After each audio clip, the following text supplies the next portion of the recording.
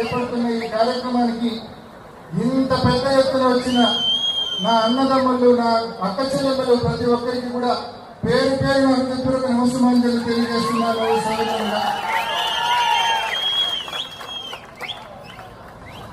ఇవాళ మనం ఈ కార్యక్రమం చేపడుతున్నామని చెప్పి ఆగస్టు 4వ తారీఖున మనం పర్మిషన్ అప్లై చేసినాం.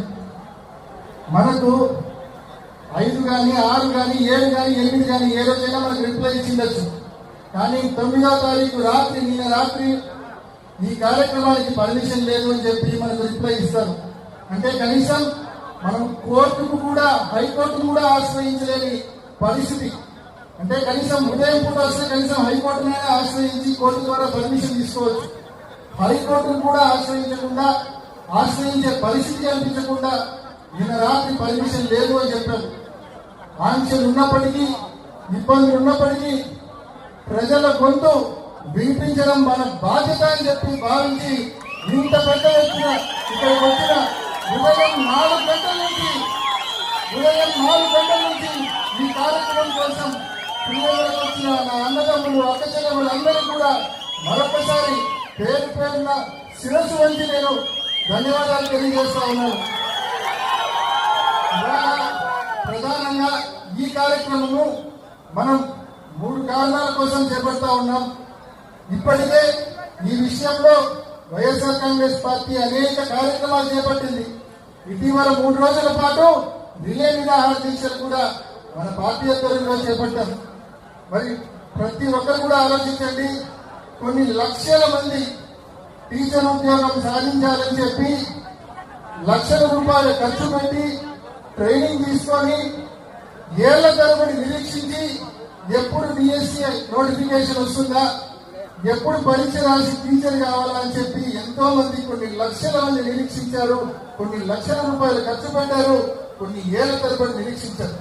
మరి ఇవాళ తీరా 2025 డిఎస్సి నోటిఫికేషన్ ఏదైతే ఈ కూటమి ప్రభుత్వం ఇచ్చిందో ఆ నోటిఫికేషన్ వల్ల నిరుద్యోగుల ఆశలు పూర్తిగా ఆవిరైన పరిస్థితి మనం చూస్తా ఉన్నాం.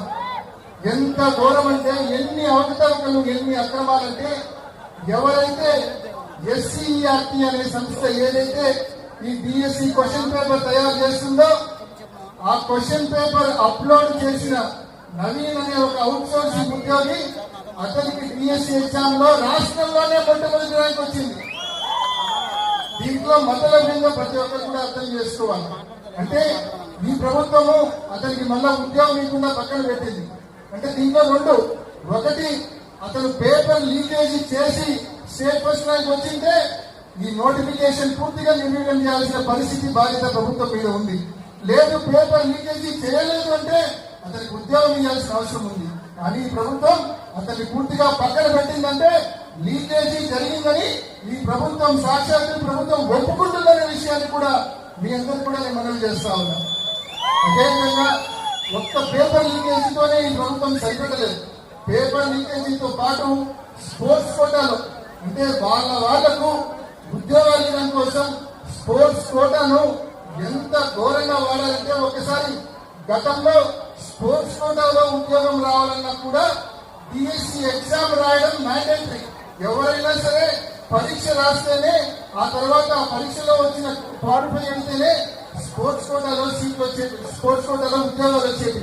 కానీ ఇవాళ ఈ డిఎస్సి నోటిఫికేషన్ లో స్పోర్ట్స్ కోటాలో ఉద్యోగాలు వచ్చే వాళ్లకు అసలు పరీక్ష రాయాల్సిన అవసరమే లేకుండా మరి రూల్స్ ఫ్రేమ్ చేయడం జరిగింది, నిబంధనలు ఫ్రేమ్ చేయడం జరిగింది.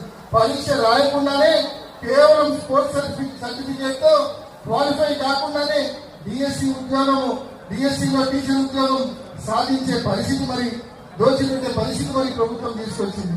అంటే జీవో నెంబర్ 4, జీవో నెంబర్ 47 ఈ 2 కూడా సస్పెండ్ చేసింది.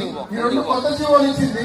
కొత్త జీవోలు ఇచ్చి స్పోర్ట్స్ కోటా వాళ్ళు ఎవరైతే ఉన్నారో వాళ్ళు డిఎస్సి రాయని అవసరం లేదని చెప్పింది.